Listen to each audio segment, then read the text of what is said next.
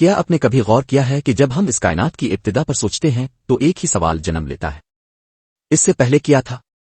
ہم وقت کے قیدی ہیں، لیکن کیا اللہ تعالیٰ بھی وقت کا محتاج ہے؟ کیا آپ نے کبھی سوچا ہے کہ تخلیق کائنات سے پہلے اللہ تعالیٰ کیا کر رہا تھا؟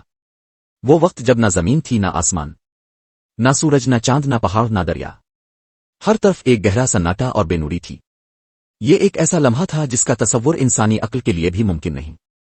ایک دن ایک صاحب نے رسول اللہ سے پوچھا، رسول اللہ، کائنات کی تخلیق سے پہلے اللہ کیا کر رہا تھا؟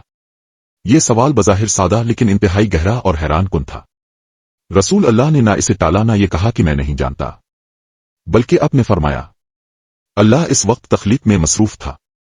اب سوال پیدا ہوتا ہے، تخلیق کیا جب ابھی تو کچھ تھا ہی نہیں۔ یہی وہ موقع ہے جب ہمیں حضرت عبداللہ بن عباس کی وضاحت ملتی ہے، جن کے لیے خود نبی کریم نے دعا فرمائی تھی، اللہ اسے قرآن کا علم عطا فرما اور اس کی تفسیر کا فہم دے۔ انہوں نے فرمایا کہ یہاں بادل سے مراد وہ ابتدائی کائناتی دھند ہے جو نمی اور گیسوں سے بھری ہوئی تھی۔